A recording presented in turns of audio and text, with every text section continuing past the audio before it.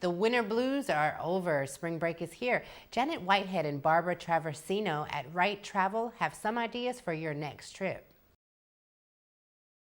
Passports are mandatory now when traveling outside the United States. There are a few exceptions, and that mostly is if you're going on a cruise and you're departing from the U.S. and returning from the U.S., you can use a certified birth certificate and driver's license. However, there are some exceptions to that, and we must always call the cruise line to check with what their current policy is.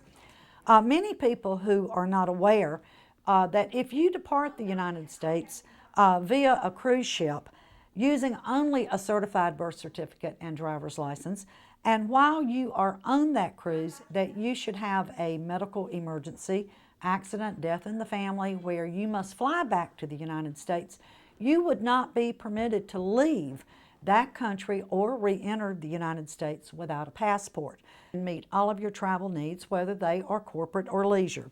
We offer, as a full-service travel agency, both airline tickets, Amtrak tickets, hotel and car reservations. We offer escorted and independent tours and cruises. It's spring and summer is upon us, and if you have not made your travel plans by now, you need to call us. Our best buys today probably we would say would be Dominican Republic, the Riviera Maya, or cruises. Cruises today are so well priced, and if you've not cruised, the cruise prices does include your accommodations, your food, and I mean all of your food, and your entertainment. And we're also excited about offering more and more ports where you can drive to that port from our area. And of course, that does save on airfare, especially for those families that are traveling with 3 or 4 children.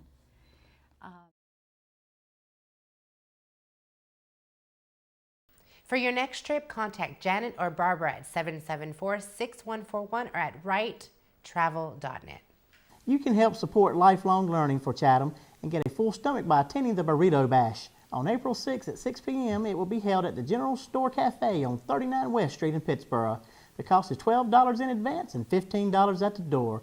Aside from the food, there will be plenty of silent auction and a whole lot more. The proceeds will benefit the Central Carolina College and the Chatham County Family Partnership for Children. For more information, call 919-542-7449. Earth Hour is something many Americans don't know about, but on March 27th at 8:30 p.m. local time, many organizations and corporations around the world will observe Earth Hour. It's when people turn off their lights for at least 1 hour. Earth Hour sends the clear message that Americans care about the issues of climate change. It symbolizes that we want to turn the lights out on dirty air, dangerous dependencies on foreign oil, and costly climate change impacts, and make the switch to cleaner air, a strong economic future, and a more secure nation. Many people don't even know what Earth Hour is. I don't know what Earth Hour is. I don't know if we're doing it or not. No idea what Earth Hour is. Really, I don't know nothing about Earth Hour. Will Earth Hour make a difference? Who knows? All we can do is take the necessary steps and the precautions to make this place a better place for our kids to live in by switching out fuel and providing things we can for cleaner air. Nearly 1 billion people observed Earth Hour last year. Of that 1 billion, 80 million Americans, 318 cities, including the Empire State Building, the Golden Gate Bridge, and the New York Turnpike, participated. With all the recent coverage of the Toyota recalls and the bailouts of some American car companies, some people are curious about the current condition of the auto industry. Jim Marsh takes a closer look. Toyota's recent recall problems seem to dominate the news. It all comes on the heels of the U.S. government's bailout of Chrysler and GM last year. But the Ford Motor Company seems to be driving down a different road. 2008 was Ford's worst year in the history of the company, with losses of nearly $15 billion. Unlike other American automakers, however, Ford did not ask to be part of the government bailout because it was still able to fund its business plans. Ford's goal was to post a profit in 2011, even though the company had endured a 25% decline in U.S. market share since the mid-1990s.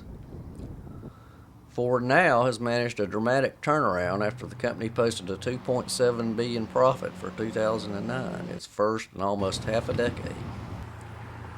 Today, Ford is back in the black, almost 2 years ahead of its original deadline of 2011. Ford is the fourth largest automaker in the world based on number of vehicles sold, and is the seventh ranked U.S.-based company on the Fortune 500 list. They produce more than 5 million automobiles annually.